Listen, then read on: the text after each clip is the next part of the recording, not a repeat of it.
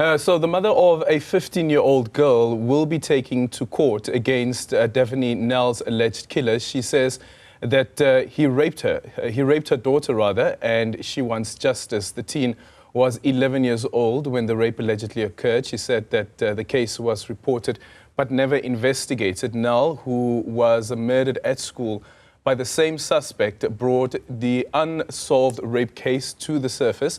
So how will the legal process unfold? Let's now bring in the founder of South Africa's National Men's Forum, Mbuyiselo, Botha, to discuss this. Mbuyiselo, very good morning to you.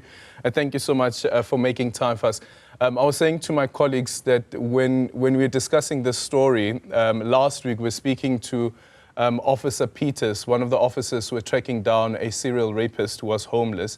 And in that conversation with her, she spoke about encouraging other women to come forward who may have been this man's victim. And this would have been years ago, but saying that it is still possible to prosecute a case of this nature. Just quickly tell us what process would unfold in such a matter. Well, Adrian, thank you, and good morning to you and your viewers. Thank you for inviting me. I think there are about three principles that one has to talk about first. One of them, Adrian, is that rape cases do not, expire or prescribe. The second thing is that one of the things that would happen is when we report this case, one's innocence, or in fact, one has to say that there should be no negative inference drawn that because it's all about justice. And the last one is that the survivor would have when Adrian would have people that witnesses that might come back to back her story. And we know that like I said, it does not prescribe or it does not expire. So it would not, as to when it happened, would not matter in this instance. And we know, look at R. Kelly, Danny Jordan is facing a rape case. Jennifer alleged that he had raped her. You also have, numerous cases where it would, Bill Cosby, the cases are many that one could talk about, Adrian. Yeah, and here in South Africa, of course, the case of Bob Hewitt, a lot of people would remember that particular case. And the alleged incidents happening in the late 80s and the early 90s.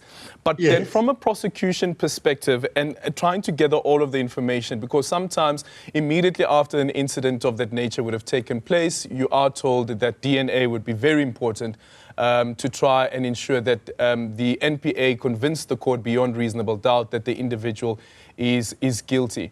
But in a case where the incident happened many, many years ago, how difficult is it to prosecute?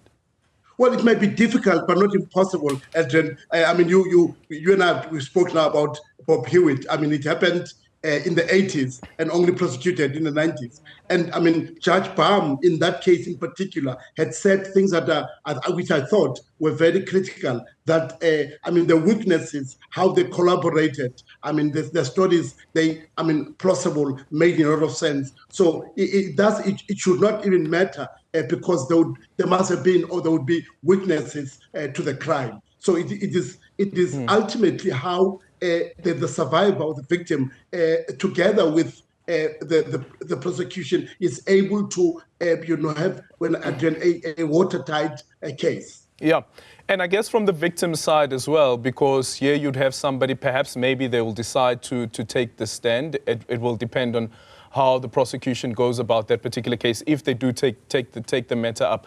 But from the victim side, being as consistent and coherent as possible, because we know that the defense will be poking holes in their version of events.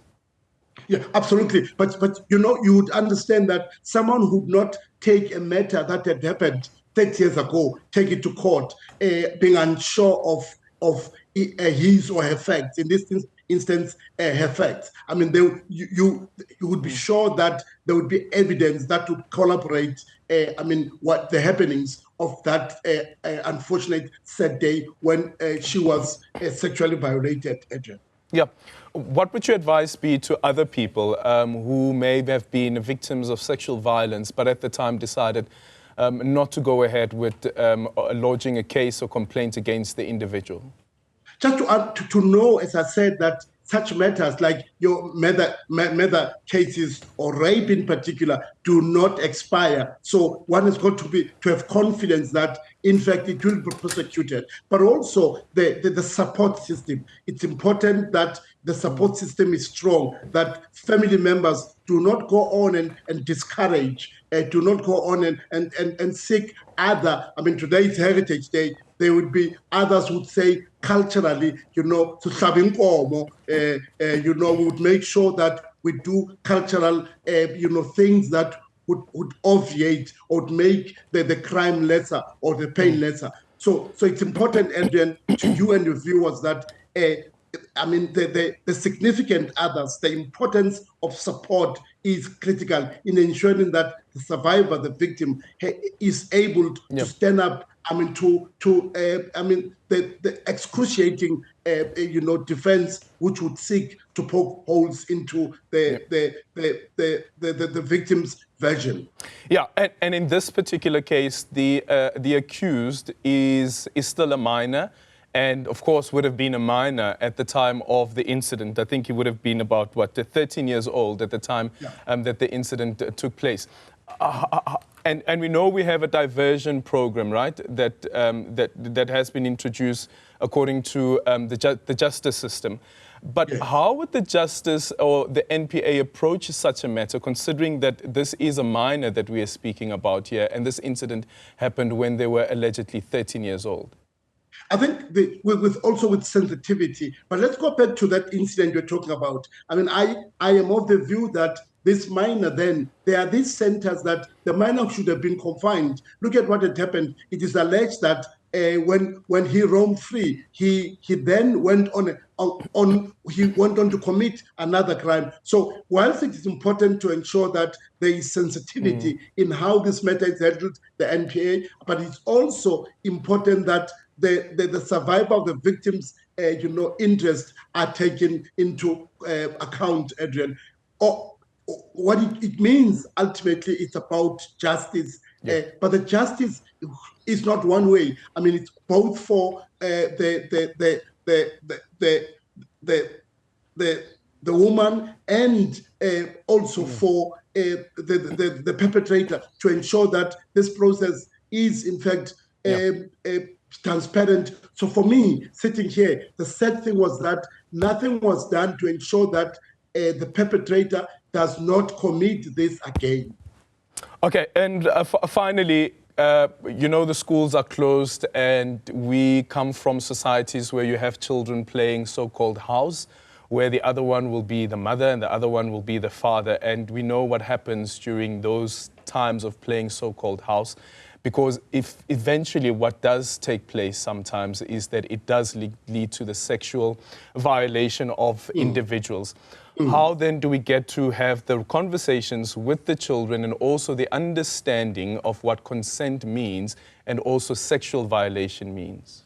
I think the sad part, Adrian, is that we want to do it after the fact. The point I'm making is that, I mean, the 9 provinces, the MECs, education officials, these are conversations, discussions that should have happened or should continue to happen, but also family members, I mean, fathers, mothers. It's important that, especially to the boy child, that we begin this process very early so that we do not put the disproportionate burden on the girl, to that it is her who has to protect herself. I mean, issues of consent you are raising, and then it's so important that at the center is how do we make sure that this boy understands no to be no. So what I'm saying is that there should be an appeal to our education authorities to make sure that such educational engagements do take place before before the fact.